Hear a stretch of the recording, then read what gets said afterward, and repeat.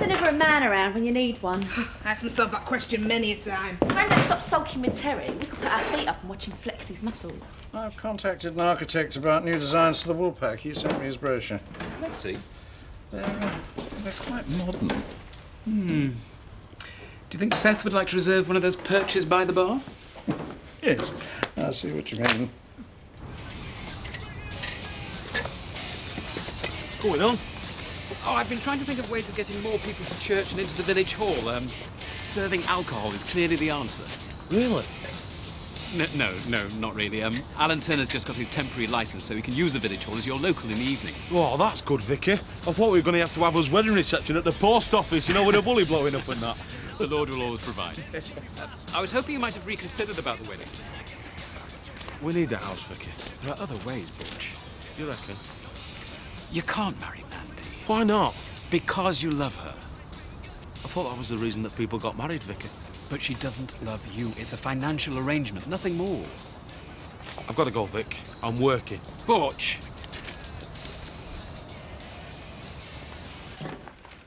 What are you doing? Packing the game away. Why? Tell him, son. I'm banned from using it during the holidays. Me as well? Tell him why. For hitting Donna. For being a coward. No son of mine's getting away with hitting girls. But... But what? nothing. Good. That's what I thought. Here's a list of chores I want you to do today. Oh, Dad. Yes, Dad. Why didn't you tell him that you were sticking up for me? Tell him that Donna and her mate were picking on us. Tell him that we're scared of lasses. I'd rather do the yard. You reckon? Any day. I'll get you in hand then. And they're actually going to go through with it then? Yes. I give Mandy Dingle £6,000. She marries her cousin and Paddy will never speak to her again. Oh, it's worth every penny. Well, you'd have to offer me more than a few grand to marry Butch Dingle. A family like that doesn't recognise the difference between brother and sister, a husband and wife. But still, all for the dump of a house falling down around their ears. Ah, when you don't know any better, you don't want any better. Crisps for the labourers. Where are they? Just round there. Talk later. Why? Because of Ashley. He's the vicar. He couldn't tell on us even if he wanted to. Are you sure? And what about Paddy? He's bound to find out sooner or later. As long as it's later. By then he'd be so disgusted with Mandy, you won't want to speak to her again. Won't he be mad with you? Well, at first. But I'm his mum. You'll get over it. Difficult to keep it from him before the wedding. Don't worry. I've got a few ideas about that. Did I hear the mention of a wedding? You know, I get such a buzz doing weddings. They're full of love and decency. Not this one, Vicar. They're atheists. Gonna get married in a hot air balloon. Really? Anybody I know? Doubt it. See you later, Viv. See ya. Why did they let her go? That's what I can't figure out. I mean, we all know what Kim's capable of, even though most of it can't be proved. Look, her husband's admitted to the robbery and he's just a glorified accountant. So what does he know about horses? Must have been Kim. Why am I the only one that can see that? Because you have wisdom beyond your years. Don't get sulky. I know her better than you do. Diary. What? Give me your diary. Why? Today, you're busy. Laura. I want you to go into Bolton, take the accounts and sort out the holiday village with Emerson. I don't want to see you, and I certainly don't want to hear you until after you finalise the deal. But I was going to leave right away? What a great idea.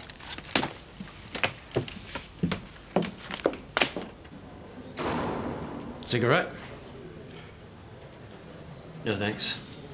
I gave up years ago. You'll start again in here. Counts as currency inside. Go on. I had the keys, so I opened the stable, led the horse into the box and drove off. And that's when you hit Kathy Glover? Well, it must have been. I can't be certain I didn't see her. You weren't watching the road? Well, my adrenaline was racing. I'm not sure what I was watching. Okay. Go on. And then I met my contact outside of Houghton and handed the horse over. And this was all your own idea? Absolutely. I can't believe your wife didn't know. If she did, she would have told you. She loves those horses, they're her life. If I could have found another way, I would have. But they're quite valuable, right? Oh, more than quite. Which comes to my last point. Yeah. You've been very cooperative, very helpful in all but one respect. The dosh. I'm sorry? Well, you didn't rob the stables for fun. And as you've agreed, they're more than quite valuable. So where's the money?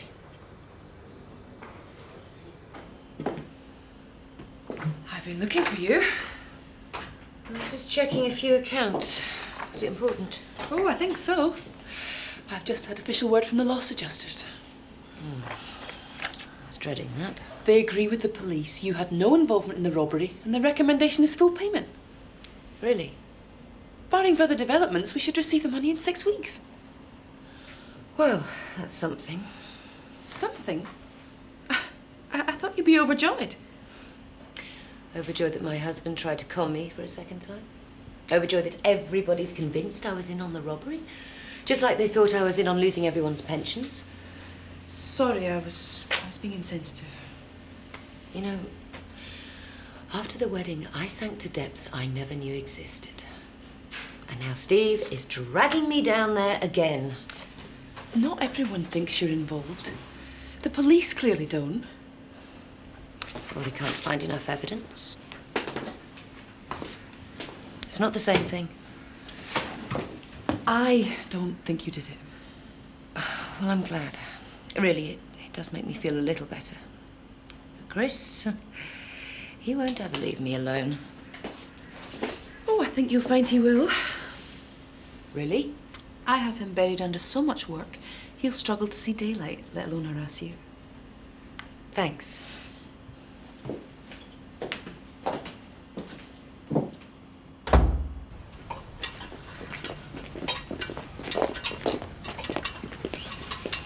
Grandad?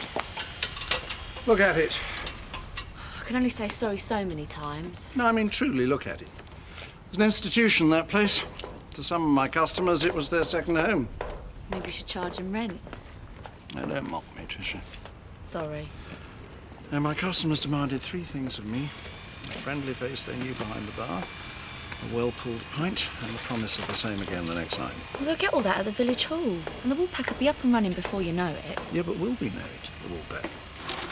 Now, if these people have anything to do with it, nobody will know it. It's quite a change. Wait a minute, this one's perfect. Yes, if it happens to be 1950. Retro's in, it's all the rage. Yeah, take the pub back to its traditional look and people will love it. Oh, I don't know. Trust me, Grandad, honest. The past is the only future for the Woolpack. She's right, Al. What'd you say? Well, you may have a point. I'll phone the architect.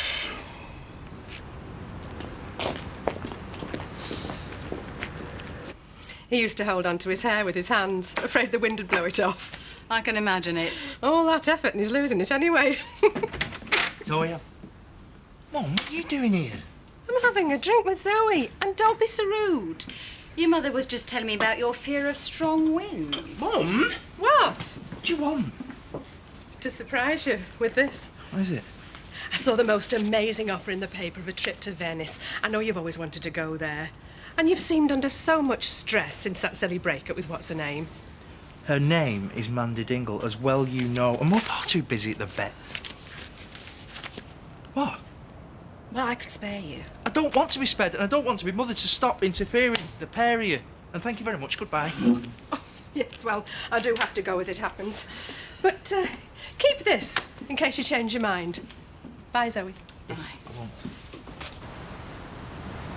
Butch!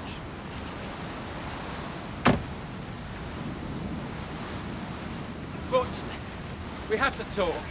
I'm working. You have to realise what a terrible idea this marriage is. Mandy's a wonderful girl.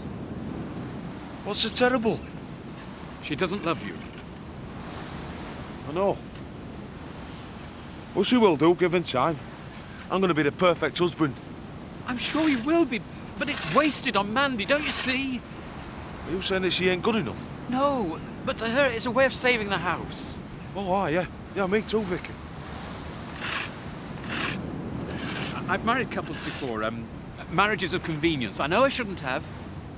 And they end up still married, but living with other people. Oh, you have to see, Butch, there's no love for you in Mandy. It's business, a means to an end. It's a start. No, it's an end.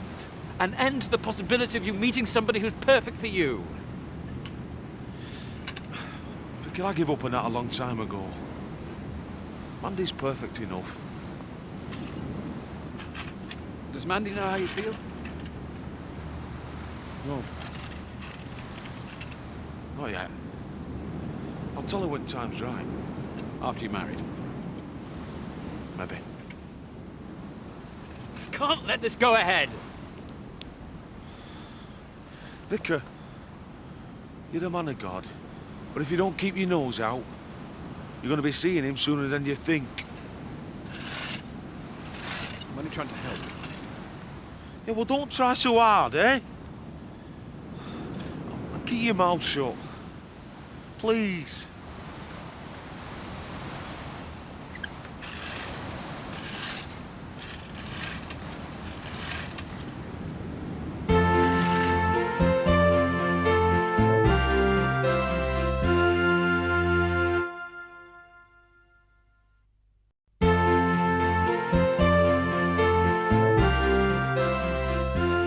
I have a visitor for you. Hiya, Biff. How are you? Me? I'm fine. You're the one that's in hospital. I know. If I eat one more grape, I'm sure I'll turn green. Yeah, but you look so well. Don't you, Doc? Don't you look well? Yes, we're very pleased with the recovery. But there's still room for improvement. These are early days. Hey, it's good to see you. Thanks. Is it? I thought I'd be the last person you'd want to see. Why would you think that?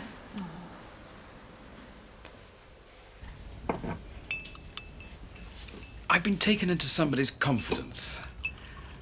And this thing has told me, well, if it happens, 3 people's lives are going to be ruined. But you're not bound by the confessional. That's Catholic priests. No, but I am bound by my word. Well, it seems to me you have a choice. You can break his trust and hope that he sees it's for his own good, or you can keep his trust and let 3 lives be ruined. I know.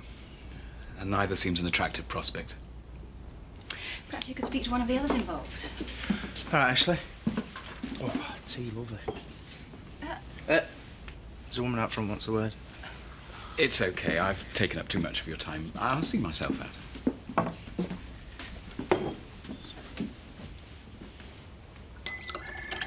Seen Mandy recently? Not really, no. Why? I was just thinking the other day, it's such a shame that I won't get the chance to marry you both. Still time. You're hopeful of a reconciliation? No.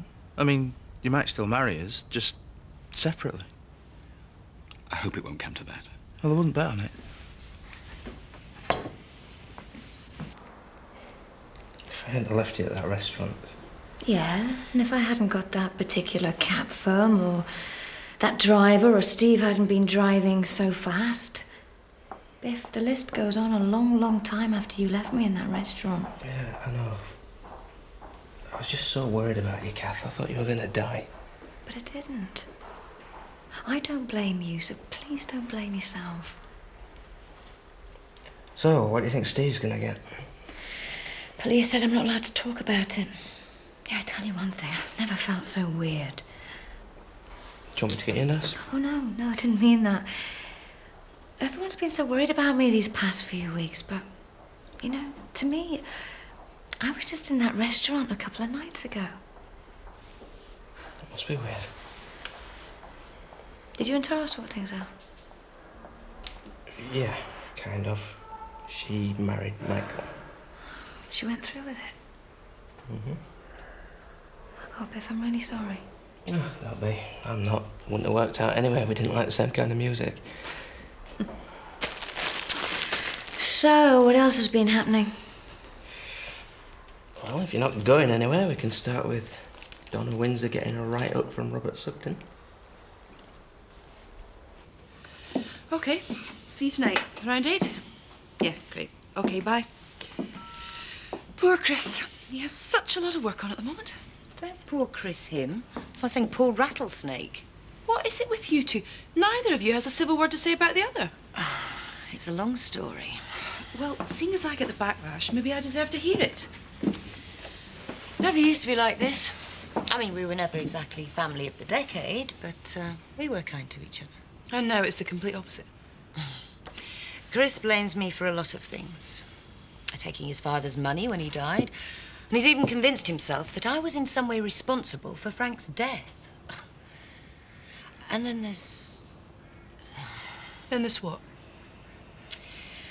I suspect Chris always had a thing for me.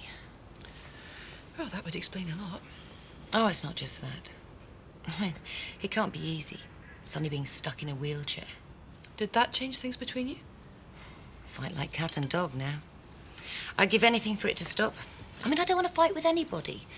Not even Chris. I'll make sure he stays out of your way, I promise. Thanks. I will have that cigarette after all. Getting to you, is it? I'm sick of going round in circles, Mr. Marchant. What else can I say? Where's the money? You caught me with it. I was doing a runner. 10 grand? Yes.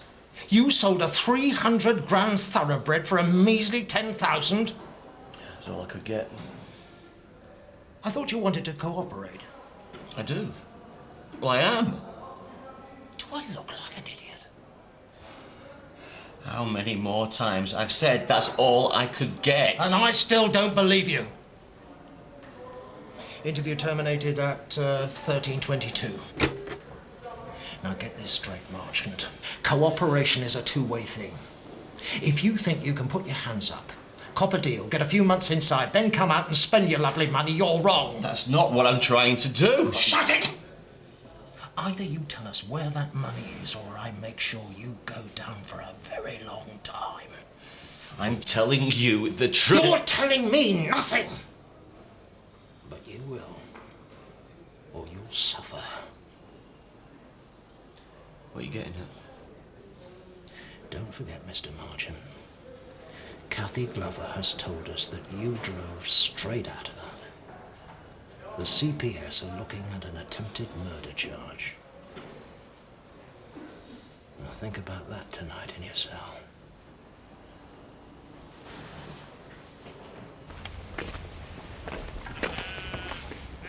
Right, who's driving, you or me? You drive, eh? They look really sorry. Well, they wouldn't have anything to be sorry about if you hadn't put that damn silly boxing idea in their heads. Oh, so it's my fault then, eh? Well, it wasn't mine. You ever had a fight? What? Have you? Did you ever go for boxing lessons? What are you on about? Happened Robert and Andy wanted boxing lessons because of a bully at school. Yeah, and? And maybe, just maybe, Robert hit the bully. Donna? And that's the reason they won't tell us why the fight started.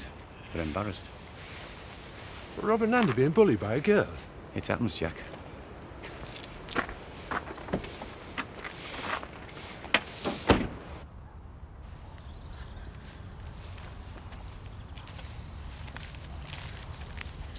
Hiya. Hiya. What are you up to? Just been for a walk. One of the perks for living in the country. You? Oh, Vic and Viv have been very good about putting me up. Don't want to abuse their hospitality. I'm really sorry for the way things have turned out. Don't worry about it. I've tried to make Grandad see sense. Yeah? Yeah, but he won't budge. He says he doesn't need your help and he doesn't want it. Good. Because it's not an offer. I'll keep trying, though. Please yourself. I'll go then. See ya.